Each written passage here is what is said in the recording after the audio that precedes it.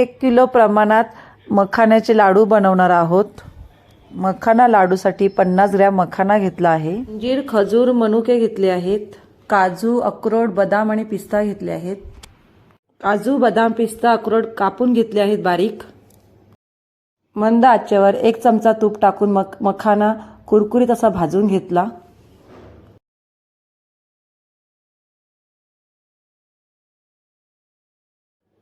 अर्धा चमचा तूप टाकून कापलेले ड्रायफ्रूट्स बारीक गॅसवर भाजून घेतले। फ्राय पॅन मध्ये अर्धा चमचा तूप घालून त्यामध्ये मनुके भाजून घेतले।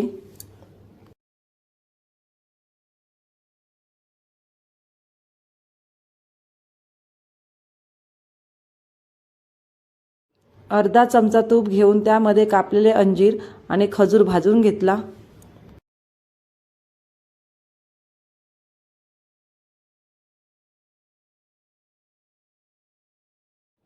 भाजलेला खजूर प्लेटमध्ये काढून घेतला। मखाना थंड झाल्यावर मिक्सरमध्ये जाडसर अशी पूड वाटून घेतली।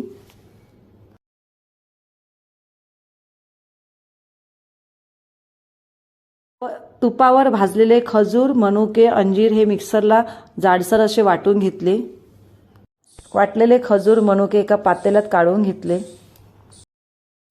त्यामध्ये मखाना पावडर, ड्रायफ्रूट्स कटिंग केलेले, वेलची, जायफळ 2 चमचे टाकून मिक्स करून घेतले।